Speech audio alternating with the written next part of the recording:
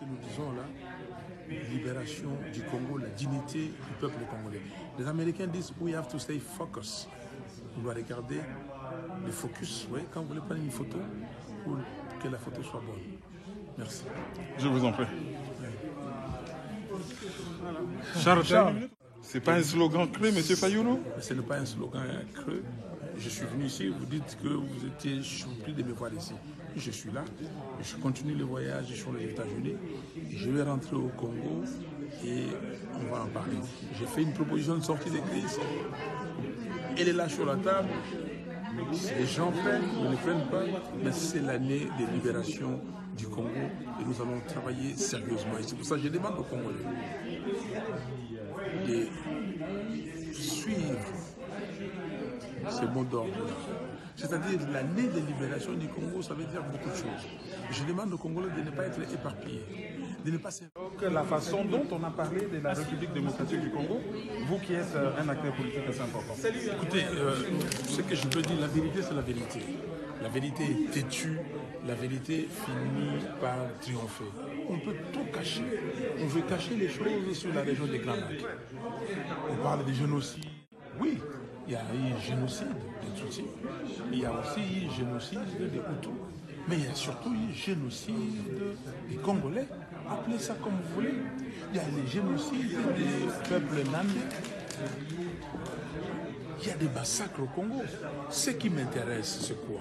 Ce qui m'intéresse, c'est que les Congolais vivent en paix, que les Congolais vivent en sécurité et que les Congolais, avec les voisins, nous avons les voisins, pas que le Rwandais ou le Burundais ou les Ougandais, mais nous avons 9 voisins. Mais pourquoi nous n'avons pas de problème avec les Congo-Brazza? Pourquoi nous n'avons pas de problème avec les Tanzaniens ou les Zambiens? Et nous n'avons pas de problème avec le Rwandais. Nous avons un problème avec un pouvoir qui veut régenter la région, y compris les Congos. Nous avons un problème avec des gens qui veulent piller les ressources du Congo. C'est ça le problème. Donc, ça, je suis très content, c'est pour ça que je remercie les docteurs Mukwege pour avoir soutenu ces colloques. Je remercie les participants parce qu'on a dit la vérité. On a compris exactement l'opération turquoise. On l'a compris. Grâce à Charles Onana, grâce à Charles Onana, grâce à Julie River, grâce à l'ambassadeur de Suède. Donc nous avons compris exactement ce qui s'est passé. Enfin, quand je dis que nous avons compris, c'est que la salle a compris. Moi, j'ai déjà compris parce que j'ai lu tous les livres de Charles Onana. J'ai lu les livres de Pierre Péan. J'ai déjà eu une discussion en tête à tête avec Pierre Péan.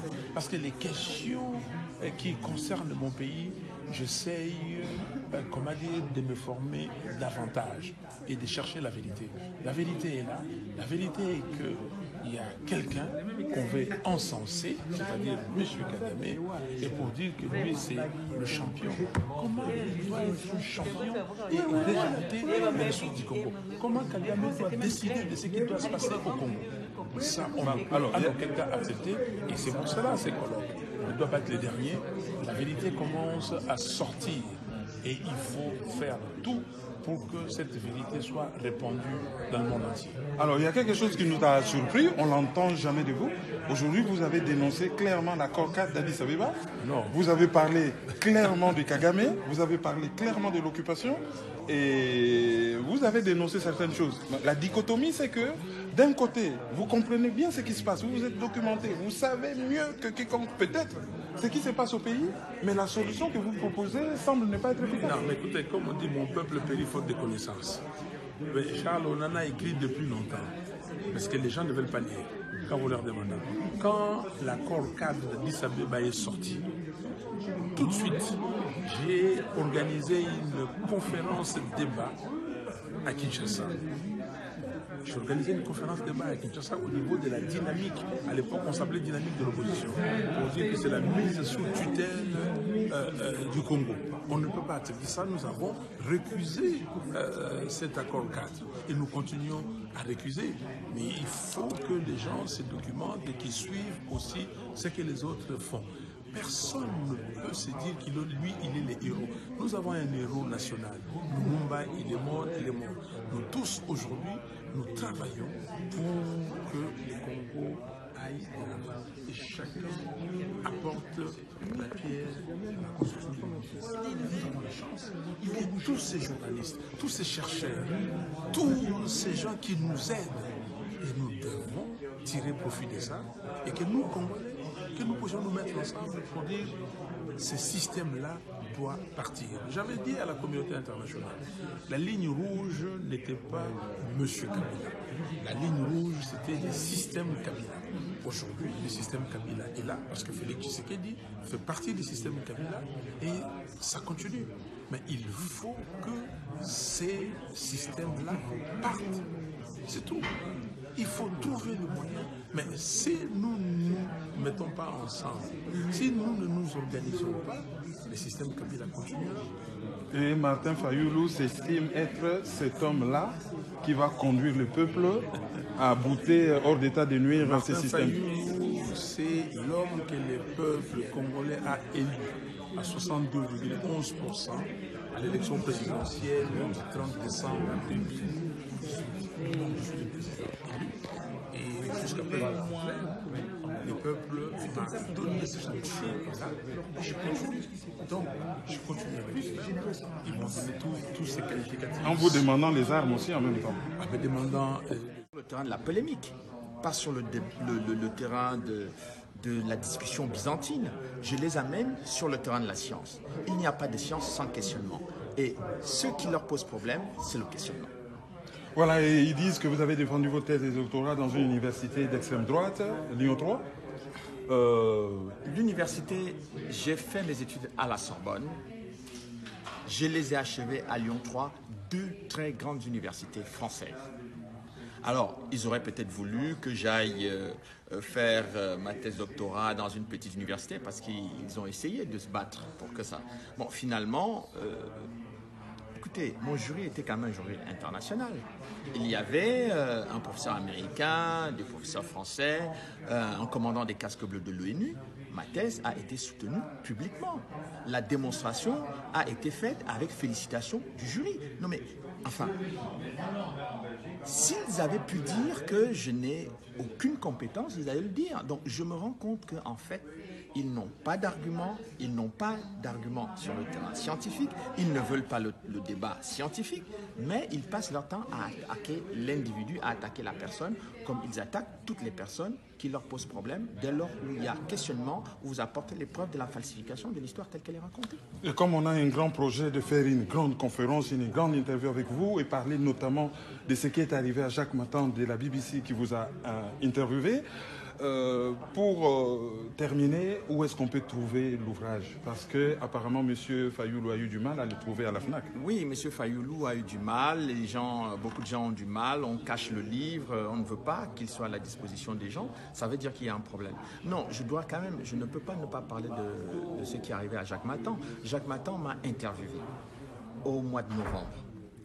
Il est renvoyé de la BBC parce que le président Kagame a exercé des pressions sur la BBC.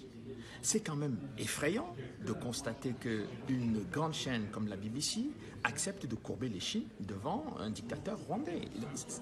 Alors, imaginez-vous que c'était Mugabe qui avait fait ça. Mais ça aurait été un scandale dans tout le continent africain. Mais Kagame, lui, il peut le faire, mais sans problème.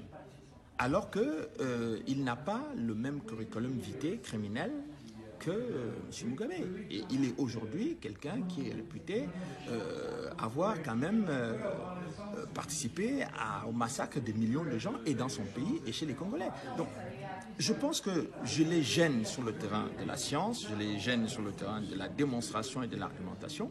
Alors, il leur restait un seul argument de défense: traitez-le de négationniste, insultez-le, rendez-le inaudible, mais ils ne pourront plus rendre inaudible ce que j'ai dit dans tout le continent africain, et y compris en Europe. En attendant qu'on se retrouve assis, je ne peux que vous dire merci et au revoir. Moi, je vous dis merci et que les Congolais tiennent bon. Ingeta, Ingeta. Ingeta. Ingeta. On vous voit ici au Sénat français. Ces colloques a failli ne pas avoir lieu, tellement les pressions étaient énormes. une des personnes visées, c'était Charles Onana, alias les négationnistes. Et vous avez fait une brillante prestation. Quel effet ça vous fait qu'on vous attribue un surnom aussi peu amer par les ennemis de la vérité? Pas grand-chose. Ça ne me dit absolument... Je ne dirais pas que ça ne me dit rien, mais c'est devenu leur seul argument de défense. Vous savez, mon ami Guillaume Mouchaïdi, Tutsi, victime du génocide de 1994, est condamné à perpétuité parce qu'il a demandé la vérité et la justice pour tous les Rwandais. Donc lui, en tant que Tutsi, ne devait pas le faire. On l'a condamné à la prison à perpétuité. Il me disait à l'époque, quand on avait sorti le livre en 2002, on riait souvent de ça. Il me disait, Charles, mais tu es choqué qu'on te traite de négationniste. Moi, Tutsi, on me traite de révisionniste, de divisionniste. Dis, toi, tu as une insulte, moi, j'en ai deux. Alors, on en riait, et puis finalement, lui, il est devenu terroriste. On lui a ajouté une troisième. Donc, ce que je veux dire pour parler plus sérieusement, c'est que, en fait, ils ne veulent pas qu'on ouvre un débat scientifique. J'ai définitivement ouvert un débat scientifique sur la tragédie rwandaise parce que je considère que l'histoire officielle telle qu'elle est racontée, je persiste et je signe, elle est fausse. Et je le dis avec des preuves sur la table. 678 pages, pendant 3 mois, pas une seule ligne attaquée. J'ai écrit plus de 5 livres sur la région. Pas un seul livre attaqué pour négationnisme. Mais pourquoi ils laissent les livres et ils attaquent la personne? Mais on attaque la personne si elle vous attaque. Moi, je n'attaque pas les individus. J'attaque l'histoire. L'histoire telle qu'on la raconte, elle est une histoire falsifiée. Et j'apporte les preuves de la falsification. Donc, je ne comprends pas. Je comprends ce déchaînement. Ce déchaînement a pour objectif, 1, de me salir et d'essayer de me rendre inaudible, premièrement. Deuxièmement, d'essayer d'éviter le débat scientifique parce que je l'ai... Congolais. Chers frères et sœurs, membres de la communauté internationale, nous entendons par là l'Union africaine, les Nations unies et les autres. Personne au monde ne pourra dire qu'il ne connaît pas ce qui est en train de se passer en République démocratique du Congo depuis que le Rwanda, avec certaines grandes puissances, ont occupé la République démocratique du Congo, jusqu'à imposer même les chefs d'État, comme celui de Kanambe, alias Kabila, celui qui est là-bas. Et après lui, ils se sont arrangés, au lieu qu'il y ait des élections du peuple, ils se sont arrangés pour pouvoir accepter Félix Tshisekedi qui est là-bas, de manière que le peuple congolais continue toujours à mourir. Nous interpellons la communauté internationale qu'il y a manque d'assistance au peuple congolais qui est en train de mourir. Il n'y a aucun peuple, après la guerre, la Deuxième Guerre mondiale, qui est mort comme le peuple congolais. Plus de 12 millions de Congolais massacrés volontairement. Aucune puissance n'en parle. Et nous venons de voir ce qui s'est passé à Paris le 28 février 2020. La réaction des combattants congolais. C'est une très bonne chose. Nous l'acceptons parce que nous sommes des victimes. Nous, Congolais, nous sommes des victimes. Un vrai Congolais et toute bonne personne au monde doit accepter que ce que les Congolais font est bon. Tous les jours, nous mourons. À l'est du pays voudrait devenir l'est des Rwandais. L'est du pays congolais voudrait devenir l'est des Rwandais. Et les grandes puissances acceptent. La France accepte la réaction que les combattants congolais ont fait voir le 28 février 2020 est une très bonne réponse. Et nous, les leaders, nous l'acceptons. Nous, les leaders, nous appuyons cela. Nous appuyons cette action-là parce que nous avons toujours été cléments, nous avons toujours été bons, on ne nous entend pas. Quel est ce pays, membre de l'Union africaine, membre des Nations Unies, on est en train de nous massacrer sans qu'il y ait intervention de qui que ce soit. Kanambe alias Kabila a tué plus de 12 millions de personnes. Jamais on le met devant le tribunal. Parce qu'il travaille au compte de la France, au compte des autres. La France vient de faire voir ce qui est, sa complicité avec les génocides du Congo. Et nous disons aux Français, surtout aux jeunes Français, ce que Macron est en train de faire, il est en train de vous condamner. Parce que les actions des hommes commencent et ça termine. L'esclavage a commencé, ça a terminé. La colonisation a commencé, elle va terminer. Et quand elle terminera, la France n'a rien sur son territoire. N'a rien. Et nous, Congolais, à ce moment-là, même si pas nous qui parlons, nos enfants, ils vont vous mettre à genoux. Et quand ils vous mettent à genoux, tous les pays d'Afrique vont accepter de vous mettre à genoux. Votre injustice est criante. Votre injustice est criante. Et nous demandons que cela finisse. Nous, Congolais, nous sommes en train de mourir en masse. On nous tue par tous les moyens. Aujourd'hui, à Kinshasa, par jour, plus de 2000 personnes qui meurent. Parce que le gouvernement de Kanambe, alias Kabila, et de Félix Tshisekedi, comme se sont entendus, ont tout fait pour que les gens meurent n'importe comment. Et les combattants manifestent. Ils ne manifestent pas par hasard. Ils ne font pas ce que beaucoup d'autres personnes disent que c'est des terroristes. Non, nous ne sommes pas des terroristes. La République démocratique du Congo est le pays le plus accueillant du monde. Le pays le plus accueillant du monde. Voilà par exemple, nous avons accepté, nous avons accueilli ceux qu'on tué chez eux. Les Rwandais qu'on tué chez eux. Aujourd'hui, ils veulent réclamer pour être Congolais. Ils ne le feront pas. Ils peuvent faire tout ce qu'ils veulent. Vous pouvez les assister n'importe comment. Fin de faire, ça sera qu'ils ne seront plus là. Et vous aussi, parce que vous êtes des hommes, vous n'êtes pas des dieux, nous ne pouvons pas avoir peur tout le temps de vous. Vous n'êtes pas des dieux, vous êtes des hommes. Vous aviez commencé. Il y avait un moment où vous n'étiez pas puissance. Et après, vous êtes devenu puissance. Ça signifie aussi que ceux qui ne sont pas puissance aujourd'hui, demain peuvent aussi devenir de puissance. Votre injustice est criante. Et nous acceptons ce que les combattants ont fait. Et nous, les leaders, nous demandons que les combattants agissent encore davantage partout où ils sont. Nous en avons marre. Pourquoi nous devons mourir de cette façon-là tout le temps? Le pays, c'est notre pays. Il y a des richesses, c'est vrai. Vous avez des industries. Venez calmement, nous allons travailler. Pourquoi vous le faites calmement avec les Chinois? Vous ne voulez pas le faire calmement avec nous? Parce que nous ne sommes pas violents. Et vous nous enseignez d'être violents.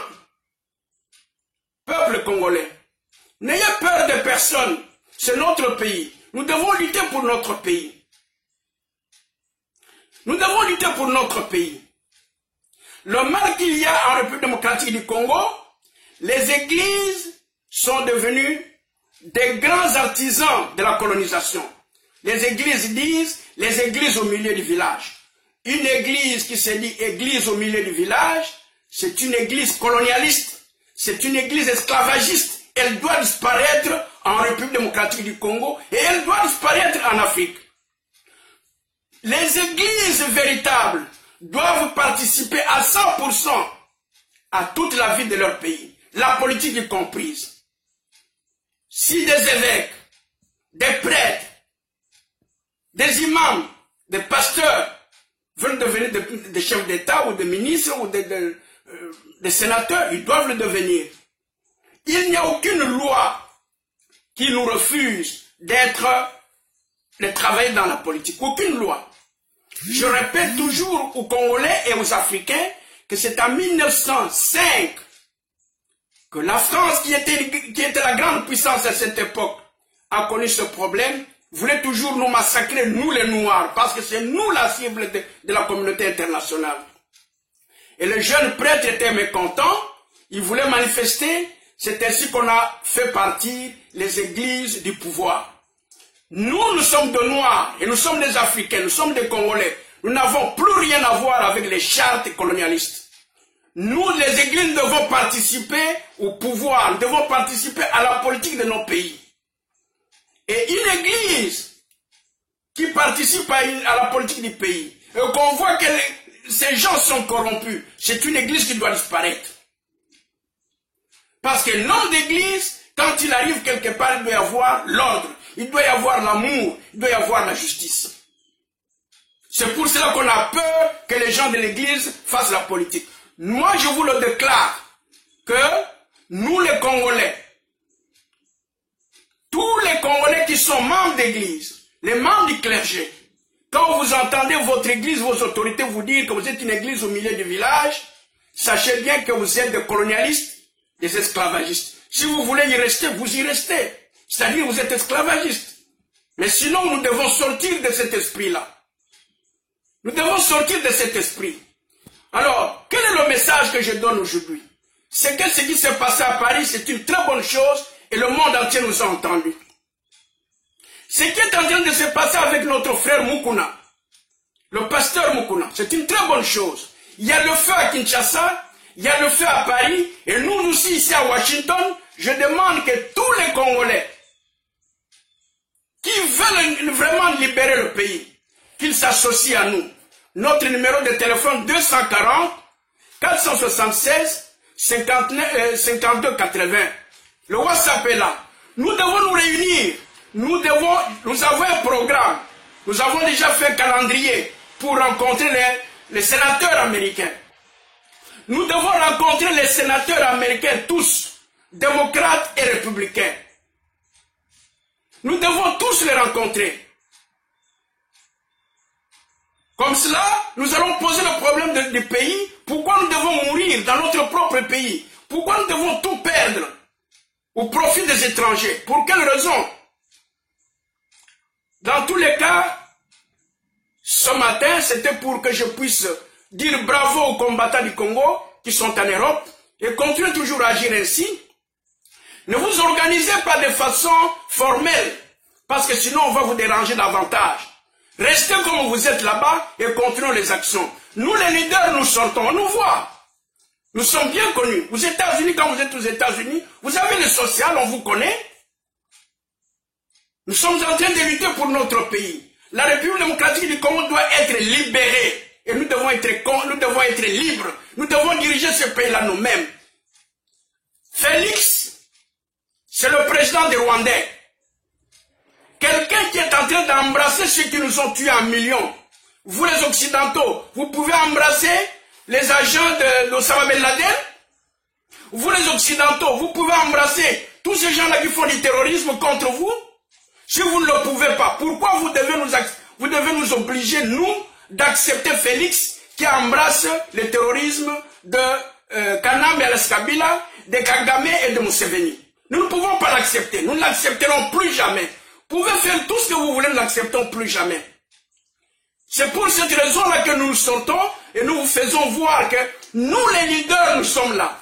Il y a des combattants, il y a des leaders. Il y a des combattants, il y a des leaders. Nous sommes là. Pour finir, je demande encore une fois de plus, surtout aux leaders qui sont, à ceux qui acceptent le leadership du pays de la République démocratique du Congo, vous qui êtes ici aux États-Unis, de pouvoir être en contact avec nous, parce que nous sommes en train de préparer un calendrier pour que nous puissions rencontrer les sénateurs américains. Et vous, nos frères qui êtes au pays, sans distinction aucune, soyez derrière le pasteur Mukuna. Ce qu'il est en train de dire est bon. Il était dans la fausseté quand il mangeait avec ces gens-là. Maintenant, il s'est réveillé, c'est une très bonne chose. Et d'ailleurs, vous l'avez entendu, il a confessé. Vous devez être derrière lui, de manière que le jour où nous disons, le jour J, que tout cela quitte le pays. Toute personne qui a travaillé avec un âme ne doit plus être dans le gouvernement que nous voulons organiser. Je vous remercie, Congo Téléma, Tout le monde, Congo Téléma, Congo Téléma, Congo Téléma, Téléma, Téléma, Tobengala Munguna. Merci.